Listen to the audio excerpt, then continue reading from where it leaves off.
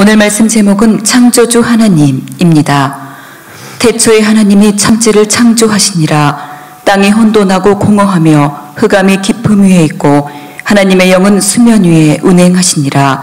하나님이 이르시되 빛이 있으라 하시니 빛이 있었고 빛이 하나님이 보시기에 좋았더라. 하나님이 빛과 어둠을 나누사 하나님이 빛을 낮이라 부르시고 어둠을 밤이라 부르시니라. 저녁이 되고 아침이 되니 이는 첫째 날이니라. 아멘. 여기 있죠. 빛이 있어라. 빛이 있어라. 이 하나님의 최초의 언어예요. 빛이 있어라 하면 막 창조 역사가 일어나는 거예요. 좋은 일이 일어나는 거예요. 아멘, 아멘.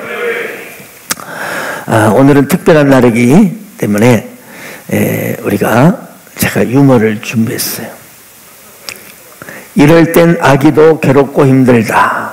첫째, 오줌을 2번이나 쌌는데 요즘 기저귀는 참 좋아하며 안 갈아줄 때. 이럴 땐 아기도 힘들고 괴롭다. 아빠 엄마조차도 발음하기 힘든데 작은 외숙모 해봐 할 때. 세 번째, 아기는 일 때 괴롭고 힘들다. 아무데나 벗기고 기저귀 갈 때. 나도 자존심이 있는데. 아멘. 빛이 있어라. 빛이 있어라. 예, 우리 하나 영상, 장정상 보도록 하겠습니다.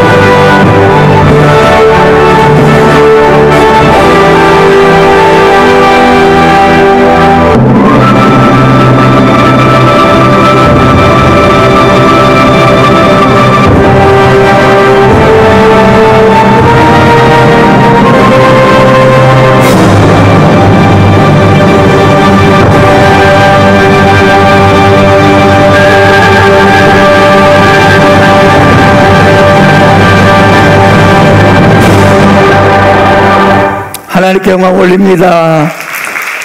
이렇게 아름다운 온 우주와 이 세상을 창조하신 우리 주님을 찬양합니다. 얼마나 그분의 손길이 아름답고 위대한지. 아멘. 참으로 그래서 우리는 전능하신 이 창조주 하나님을 더욱 찬송할 수밖에 없습니다. 성경은 구약 39권 그리고 신약 27권 총 66권으로 되어 있습니다. 3927 이렇게 외우면 좋습니다.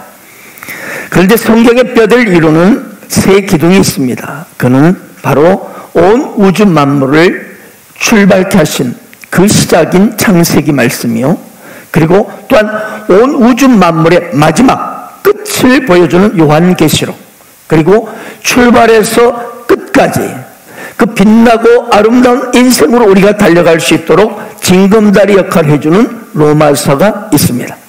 다시 말씀드리면 창세기는 온 우주와 우리 인간의 시작을 선포하는 말씀이요, 요한계시록은 또한 온 우주와 우리 인간 인생의 끝과 종말을 선포해주는 말씀입니다.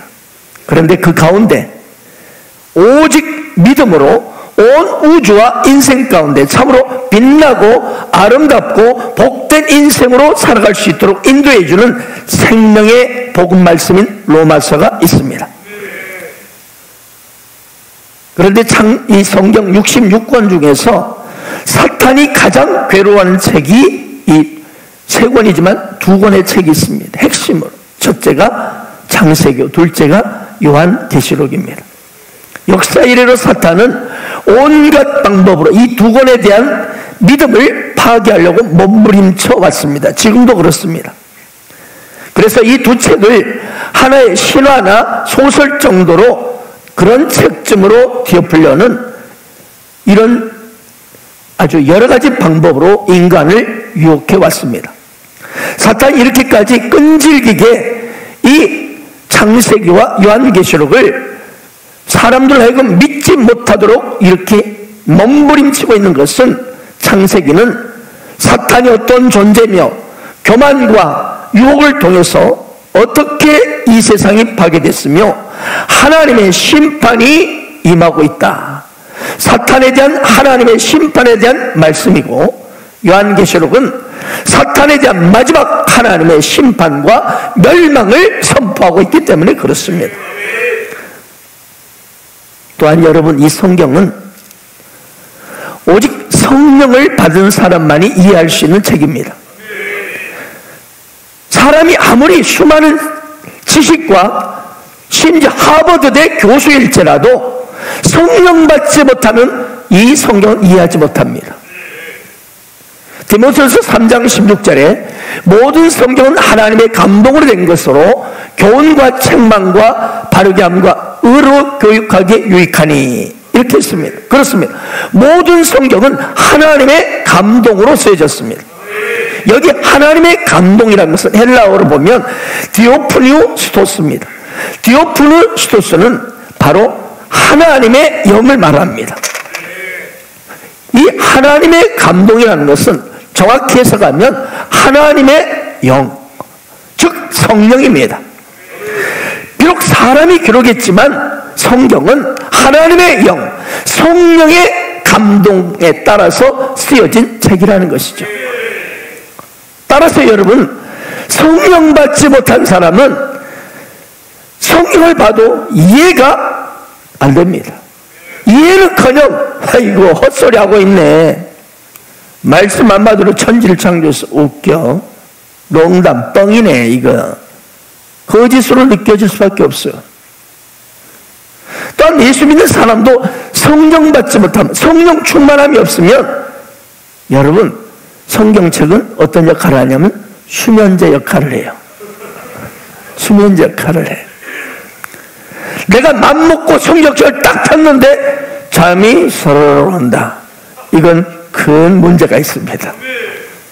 그래서 우리 자신의 영적 상태를 살피기 위해서 좋은 책이 뭐냐면 성경책입니다. 성경 읽기입니다. 정신이 말짱하다가도 성경책만 펴면 졸음이 쏟아지고 심지어 침을 흘리고 있다, 이건 주님 앞에 통에 자복하라는 거예요. 성령 충만을 받기를 바랍니다. 또한 여러분 주변에 불면증 환자가 있습니까? 잠이 안 온다고 그래요? 그 사람의 성경책을 읽으라고 권면하세요. 잠을 잘 자게 될 줄로 믿습니다. 아니 그런데 불면증 환자가 성경책을 읽어도 잠이 안 오고 계속 읽어진다? 이건 대박입니다. 하나님의 말씀이 능력이 돼서 그 영혼에 성령이 임했습니다. 그래서 진짜 축복의 인생이 되었기 때문입니다. 할렐루야. 창세기는 첫 번째 책이죠.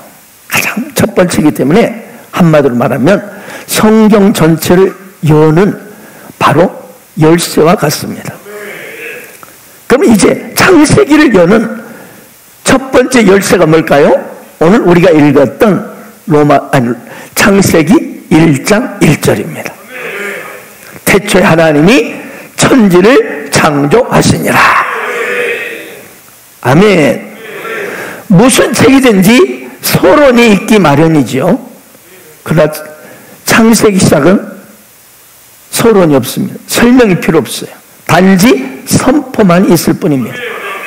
태초에 하나님이 천지를 창조하시니라. 아멘.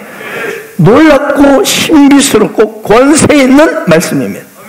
여기는 설명도 논리도 어떤 변명도 설득도 없습니다. 오직 진리에 대한 선포만 있을 뿐입니다. 태초에 하나님이 천지를 창조하시니라. 여러분 이 놀라운 진리의 선포를 믿고 고백하면 창세기가 열립니다. 그 사람 인생에 기적이 일어나기 시작합니다. 성경이 이해되기 시작하는 거예요. 태초에 하나님이 천지를 창조하시니라. 이 하나님이 이 말씀 한마디로 천지를 창조하셨다는 것을 여러분 믿는다면 다른 모든 것이 믿지 못할 것이 없습니다. 아멘 아멘. 이해되지 못할 것이 없어요. 말씀 한마디로 천지를 창조하시면 이까지 거 못하겠어? 다 이해가 되고 믿어지는 거예요 여러분. 아멘 아멘. 그렇습니다.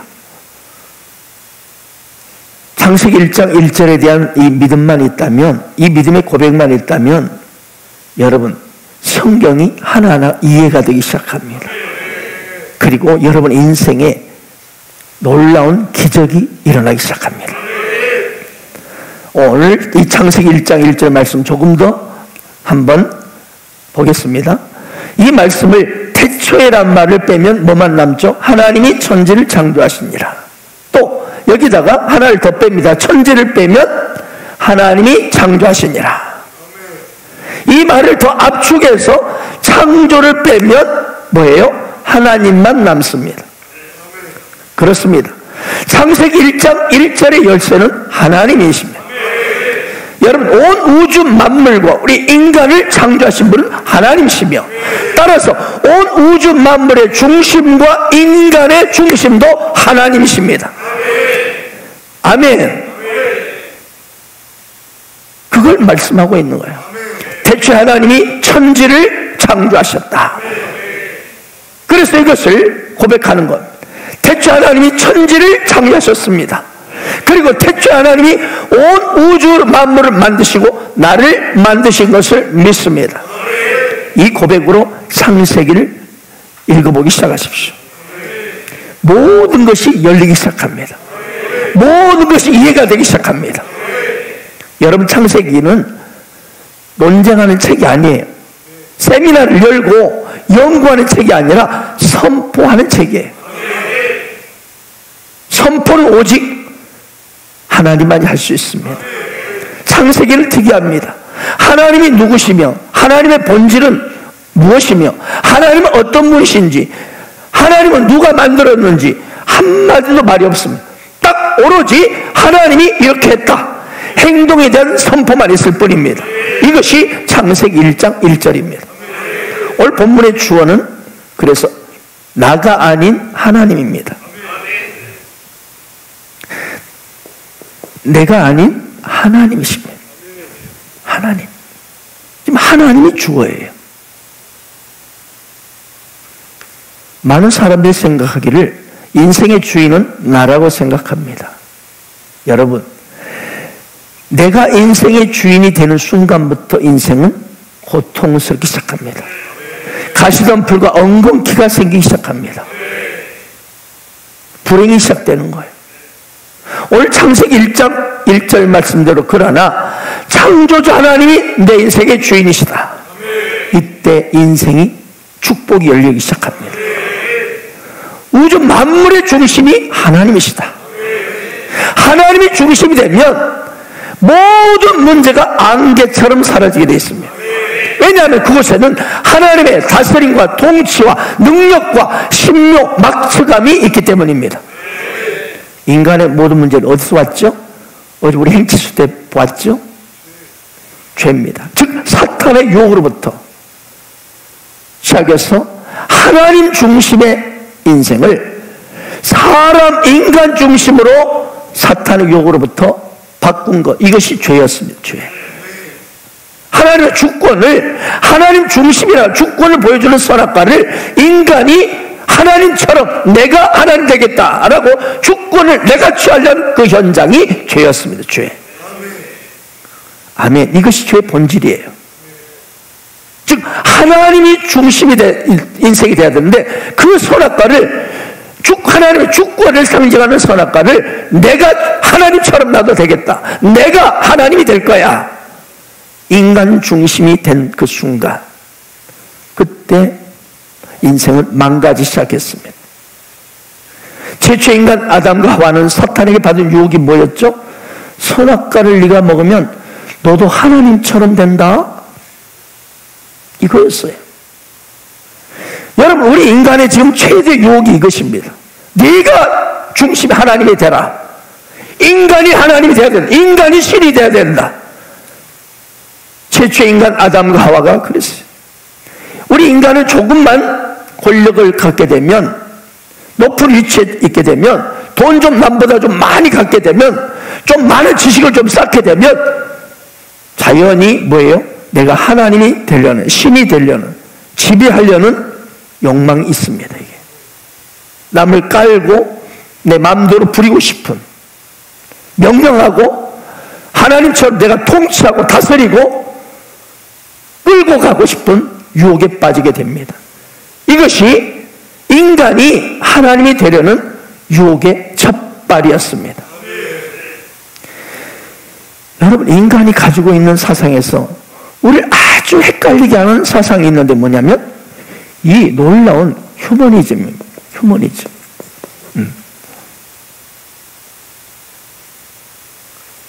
휴머니즘, 그럼 굉장히 아름답죠? 좋죠? 그렇지. 인간 사랑, 인간 중심, 인권. 인권 중요합니다.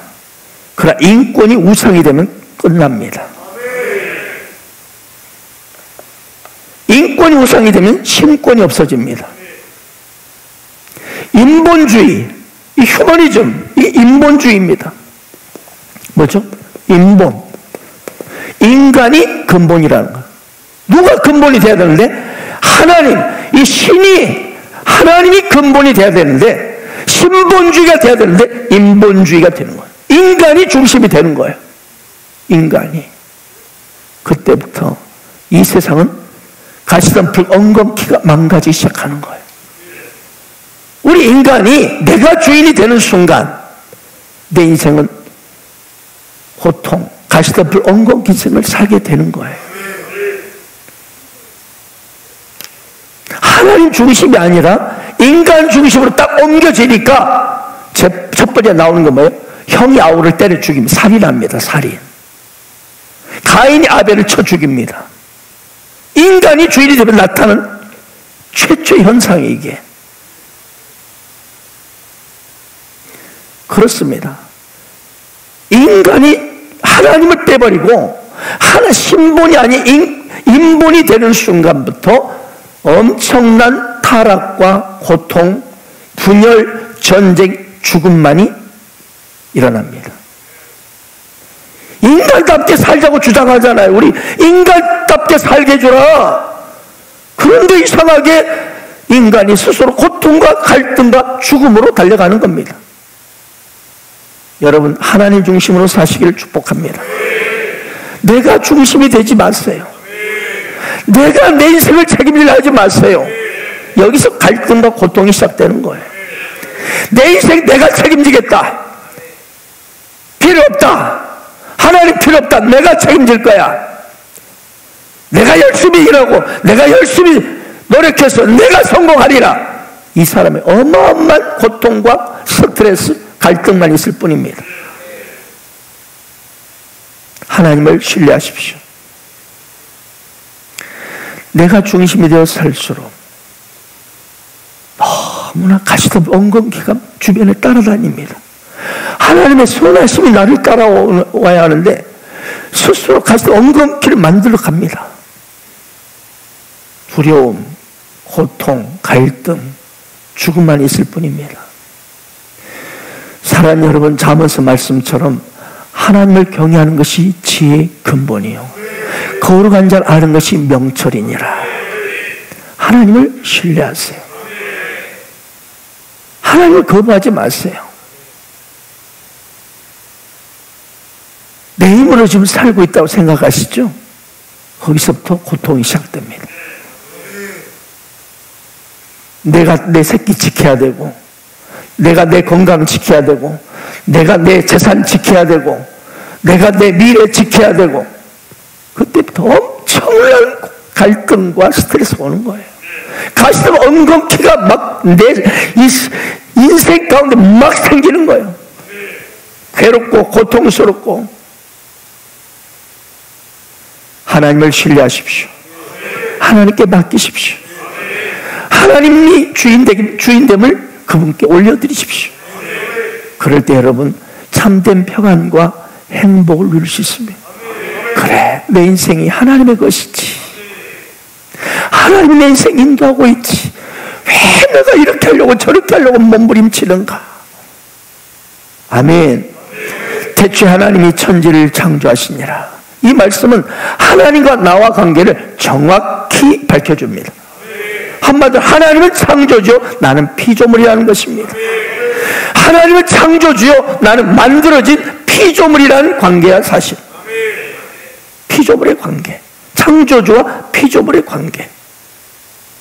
여러분, 이 세상의 모든 것은 하나님이 창조하셨기에 따라서 하나님의 소유입니다.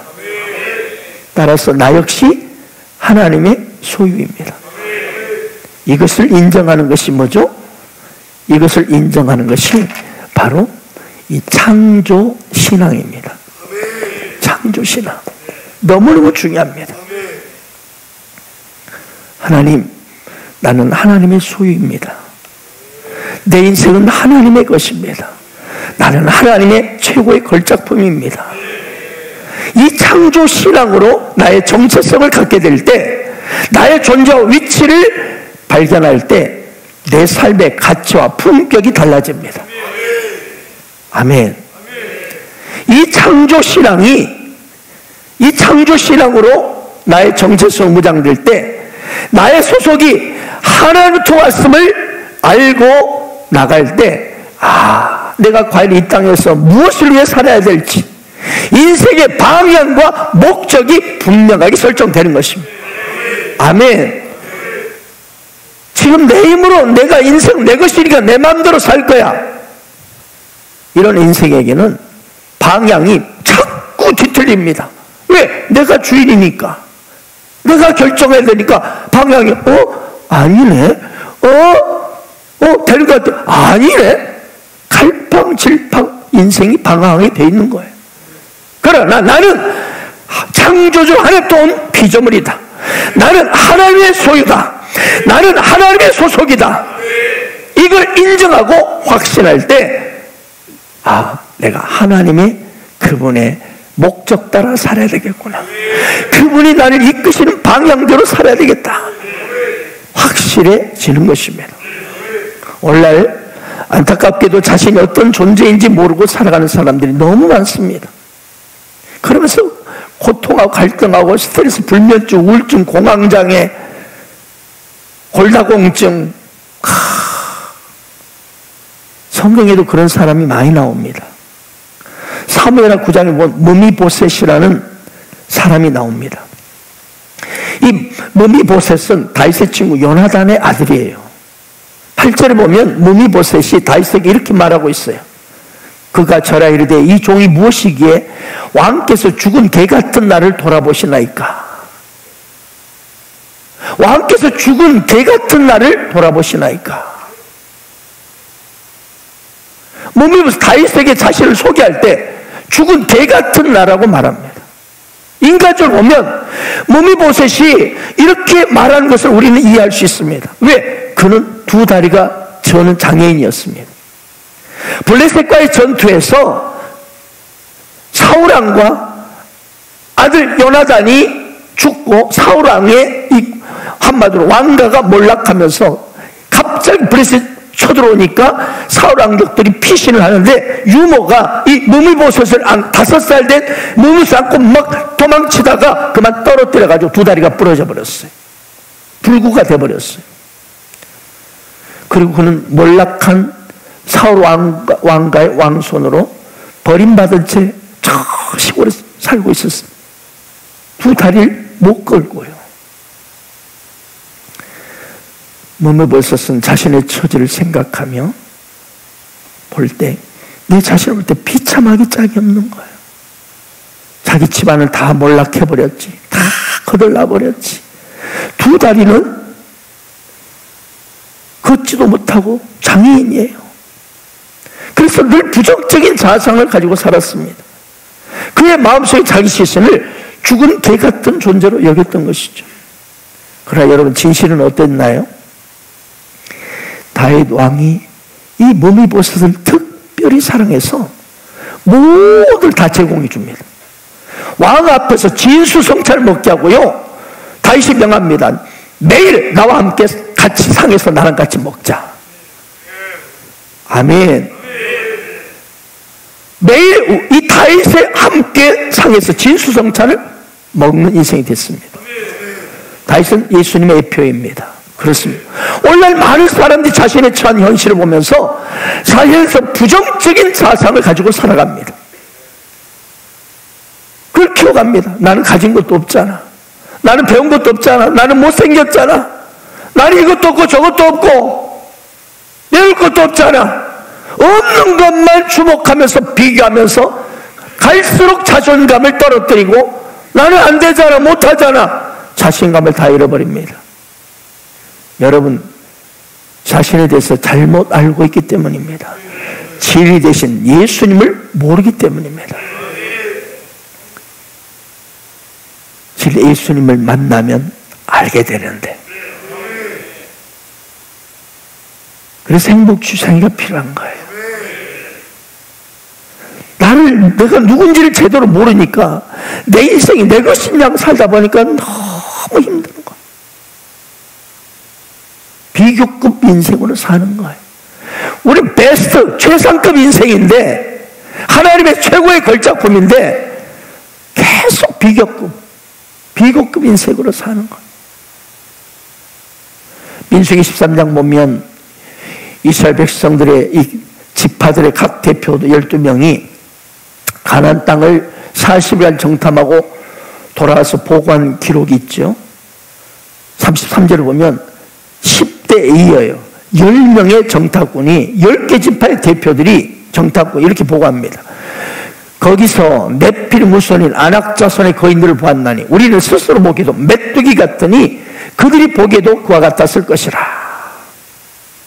이 10명의 정탐꾼들은 가나안 거민들을 40일을 정탐, 그 지역을 정탐하면서 특히 아낙 자손들 보니까 자이언트야. 우리 김병주처럼 자이언트. 전부가 김병주 같은 자이언트 쫙. 그건 충격을 받은 거예요. 신체가 크고 장대한 거예요. 그들이 쌓아놓은 성은 엄청나지. 세상의 최고의 무기 철병거를 가지고 있어요.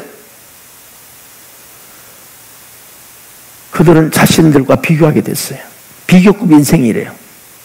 여러분, 비교급 인생이 이렇게, 누구네 집은 저런데 누구네 아빠는 저런데 당신은 왜 이래? 이러면서 불행이 시작되는 거예요. 비교급 인생. 그래서 자신들 뭐라고? 메뚜기 같다. 메뚜기. 우리는 스스로 보기도 메뚜기 같다. 메뚜기 특징이 뭔지 아세요? 저는 시골에서 살았기 때문에 알아요. 조금만 바람 불어도 왜? 조금만 바람 왜? 얼마나 겁이 많은지 몰라요. 결국 잡혀서 볶아지면서 그래도 잡아버렸어. 그리고 후라이팬 볶아가지고 먹었어요. 메뚜기 맛있어요. 쌀만 먹으니까. 왜 메뚜기 같다고 비하했죠? 하나님을, 창조주 하나님이 계신 걸 잊어버린 거예요. 그리고 그들은 그들의 말대로, 여러분 말한 대로 하나님 들으시고 행합니다. 메뚜기 같다는 대로 메뚜기처럼 다 죽었습니다. 두려움에 달달달달 떨다 광야에 다 죽었어요. 실제로 오늘날 많은 사람들이 이렇게 남들과 비교하면서 자신에 대한 부정적인 자아상을 가지고 살아갑니다. 그래서 위축되고 좌절하고 방황합니다. 그리고 그 자아상 정체성대로 그렇게 살다가 그렇게 비참해 갑니다. 왜요? 창조주 하나님을 모르니까. 나를 지으신 이가 하나님을 모르니까. 내 자신을 제대로 모르기 때문에, 진리 안에서 나를 발견하지 못하기 때문에 그런 겁니다. 사랑하는 여러분, 우리가 창조신앙으로 내 자신을 바라보면 달라집니다. 시편을 보면 많은 시편 기자들이 창조신앙으로 자신을 바라보고 노래하고 있습니다. 시편 2장 2편입니다. 내가 여호와의 명령을 전하노라. 여호와께서 내게 이르시되 너는 내 아들이라. 오늘 내가 너를 낳았도다. 내게 구하라. 내가 이방 나라를 내 유업으로 주리니 네 소유가 땅 끝까지 이르르다. 저는 이 사실을 확신하고 믿습니다. 그리고 하나님이 그렇게 엄청나게 땅 끝까지 하나님이 소유를 주고 계십니다. 우리 교회 가운데 주고 계십니다. 창세기 시편 8편도 보십시오. 사람이 무엇이간데 주께서 그를 생각하시며 인자가 무엇이 주께서 그를 돌보시나이까. 그를 하나님 조금 못하게 하시고 영화와 종기로 관을 씌우셨나이다. 두 손 들고 아멘 아멘. 그렇습니다. 우리가 창조신앙으로 무장화 될 때 내 자신을 제대로 똑바로 올바로 알게 되고 긍정적인 담대한 자성을 갖게 됩니다. 그래서 그 환경과 상황에, 눈앞에 보이는 상황에 굴하지 않고 담대하게 주의 뜻대로 살아가게 되는 것입니다. 또 하나, 여러분, 우리가 창조신앙으로 무장할 때 무엇을 위해 살아야 할지를 분명히 알게 됩니다. 본문 뒤에 쭉 보면 1장 28절 여러분 잘 아는 말씀 있죠? 하나님이 그들에게 복을 주시며 이르시되 하나님이 생육하고 번성한 땅에 충만하라. 땅을 정복하라. 바다의 물고기 하늘의 새와 땅을 움직이는 모든 생물을 다스리라 하시니라. 하나님께서 우리 인간을, 아담과 하와를 창조하시고 복을 줬어요. 복을 주시는데 복의 내용이 뭐예요? 생육, 번성, 충만, 정복, 통치입니다. 아멘. 그렇습니다. 한마디로 우리는 이 땅에 하나님 우리에게 복을 주시며 이 땅에 태어나게 하셨는데 그 복이 뭐예요? 사명이에요. 사명. 생육, 번성, 충만, 정복, 통치하라는 사명을 우리에게 주셨어요. 하나님께서 나를 창조하신 이유는, 내가 살아야 할 이유, 바로 사명, 그걸 주셨다는 거예요. 그러나 안타깝게도 오늘날 내가 무엇을 위해 살아야 할지 모른 채 살아가는 사람들이 너무 많습니다. 그러다 보니 고난을 당하고 상황이 어려워지면 목숨마저 스스로 끊어버립니다. 이 모든 것이 창조신앙이 아닌 창조주 하나님을 인정하지 못하고 내가 주인된 잘못된 세계관을 갖고 있기 때문에. 그러니까 내가 괴로우니까 내 목숨 끊어버리면 끝날 것 같아. 모두 끝날 것 같아. 내가 주인 노릇해왔기 때문에. 지금까지 진화론자들은 생명체들이 어떻게 존재하게 되었는가. 진화론자의 특징은요, 생명체들이 어떻게 여기까지 존재하게 됐는가, 여기에만 관심을 집중시켜 왔습니다. 그러다 보니 생명체들이 어떻게 여기까지 존재해 왔는가에 집중하다 보니 생명체들이 무엇을 위해 이 세상에 존재하는가에선 관심이 없습니다. 생명체들이 왜 이곳에 존재하고 있는가, 그 이유에 대해서는 관심이 없어요. 어떻게 지금 진화돼서 여기까지 존재하게 된다, 여기에만 관심이 있는 거예요. 즉 이 생명체 존재 목적, 이유에 대해서는 알 바가 없어요. 현대 진화론을 대표한다고 하는 리처드 도킨스가 있습니다. 이분이 쓴 이기적 유전자라는 책에서 보면 자신의 이 진화론적 세계관을 소개하고 있습니다. 여기에 이런 구절이 나옵니다. 인간은 아무것도 아니다. 그냥 인간은 이기적 유전자를 번식시키기 위해 여기 던져져 있을 뿐이다. 그러니까 번식시키게 존재할 뿐이라는 거예요. 우리 인생에 보다 높은 목적 따위는 없다. 다시 읽어드립니다. 인간은 아무것도 아니다. 그냥 인간은 이기적 유전자를 번식시키기 위해 여기 던져져 있을 뿐이다. 우리 인생에 보다 높은 목적 따위는 없다. 한마디로 인생이 뭐 별거냐 이 말이에요. 먹고 살다가 자식 키우고 죽는 것이 전부라. 이게 인생이라는 거예요. 그래서 진화론자들은 허무주의에 빠질 가능성이 높습니다. 왜? 인생을 바라보니 헛되니 끝나는 거예요. 열심히 공부하면 뭐하냐? 좋은 대학 들어가겠지. 좋은 대학 들어가면 뭐하냐? 출세하겠지. 출세하면 뭐하니? 돈 많이 벌겠지. 돈 많이 벌면 뭐하나? 고급 아파트 사고 소고기 사 먹겠지. 차돌풍 가겠지. 그러면 뭐하나? 어차피 죽을 텐데. 뭐 이런 식입니다. 그럼 뭐하냐? 죽은데 고 열심히 공부하면 뭐하냐? 열심히 운동하면 뭐하냐? 열심히 일하면 뭐하냐? 고급 아파트 사고 소고기 사 먹겠지. 차돌풍 가겠지.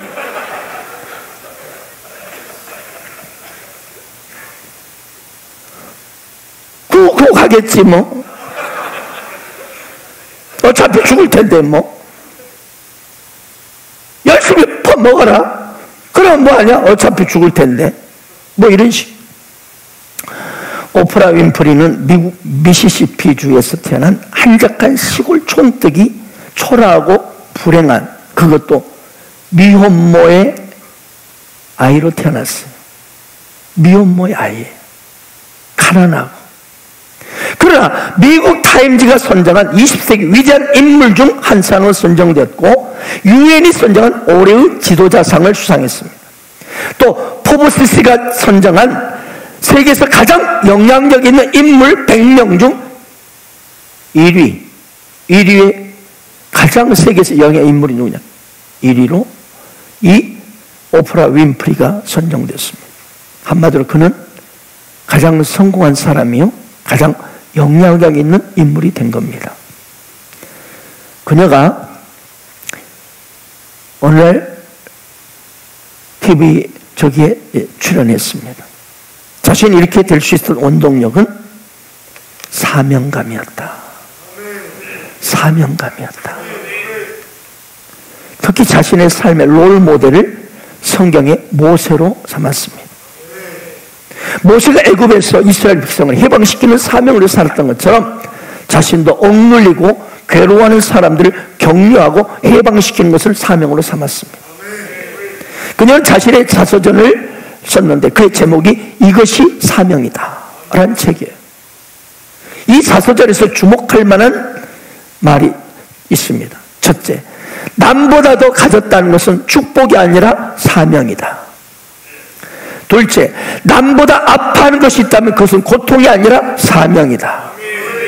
셋째, 남보다 설레이는 꿈이 있다면 그것은 망상이 아니라 사명이다. 넷째, 남보다 부담되는 어떤 것이 있다면 그것은 짐이 아니라 사명이다.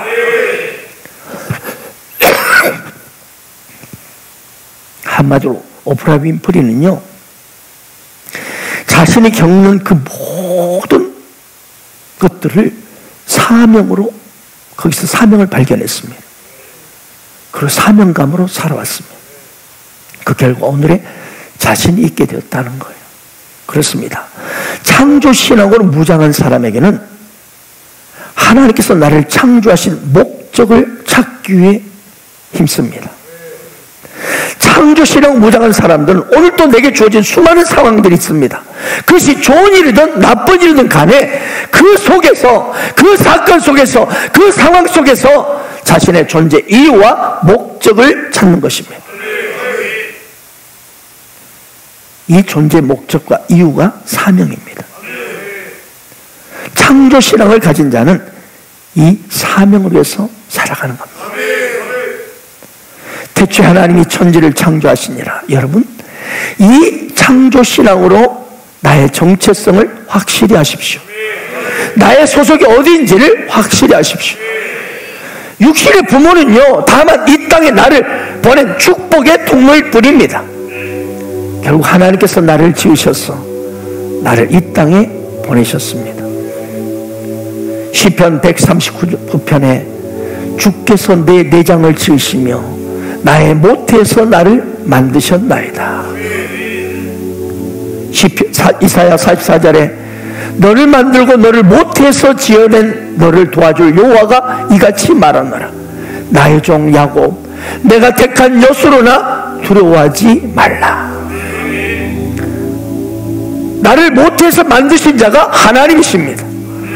그리고 이 땅에 보내신 분이 하나님이십니다. 나의 창조자가 하나님이심을 고백하는 자, 이 사람이 진짜 행복한 사람이에요. 이것을 인정하는 자에게는요, 어떤 상황이 닥쳐도 기쁨이 있고 담대합니다. 왜요? 사명이 있기 때문에. 그래서 긍정적인 자상으로 살아갑니다. 어떤 일에도 감사합니다.